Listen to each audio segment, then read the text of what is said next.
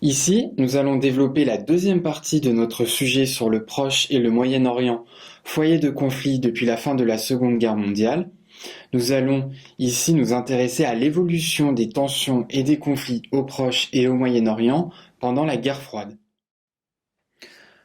Premier point, il faut revenir sur le tournant de 1948 et de la création de l'État d'Israël qui introduit une véritable rupture dans l'évolution de la région.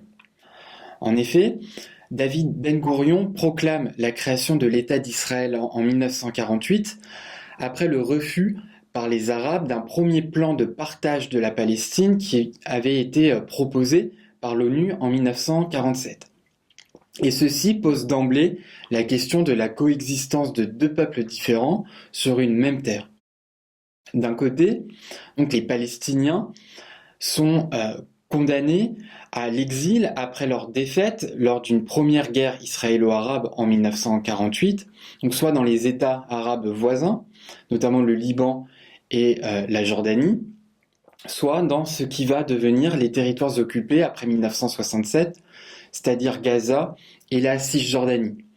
Les Palestiniens alors bénéficient d'un large soutien auprès des opinions publiques arabes et auprès de l'URSS. À l'inverse, Israël devient un État de plus en plus militarisé face à la menace que fait peser sur lui ses voisins arabes, et cet État est soutenu par les Occidentaux. Jusqu'en 1993 et la signature de premiers accords de paix entre Israël et la Palestine, l'opposition entre ces deux peuples prend principalement deux formes. Une première forme avec des guerres israélo-arabes de forme classique, en 1956 notamment, essentiellement contre l'Égypte lors de la crise de Suez, en 1967 lors de la guerre des 6 jours, et enfin en 1973 avec la guerre du Kippour. Enfin, une deuxième forme avec le terrorisme organisé par l'Organisation de libération de la Palestine de Yasser Arafat, auquel répondent des interventions militaires ponctuelles israéliennes. Par exemple, à l'attentat organisé par l'OLP contre des sportifs israéliens lors des Jeux olympiques de Munich en 1972 répondent des interventions militaires israéliennes comme en 1982 lors de la guerre du Liban.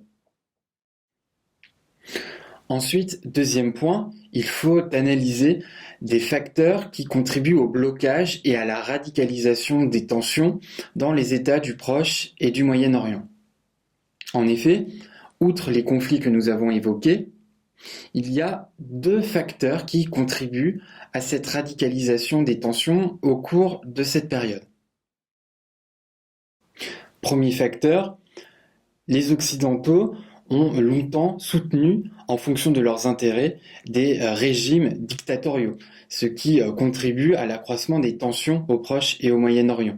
Nous pouvons penser ici au soutien des États-Unis à l'Arabie saoudite, que nous avons déjà évoqué, ou encore au soutien dont a longtemps bénéficié la dictature de Saddam Hussein en Irak avant la première guerre du Golfe en 1991. Deuxième facteur, c'est l'essor dans la région, au cours de cette période, de mouvements politiques islamistes qui est lié à l'échec des régimes nationalistes d'alors de régler la question sociale et plus précisément le problème des inégalités socio-économiques dans les États du Proche et du Moyen-Orient. Nous pouvons penser ici à la révolution islamique en Iran en 1979, qui a été menée par l'ayatollah Khomeini et qui a mis un terme au régime très impopulaire du Shah d'Iran pour fonder une république islamique chiite.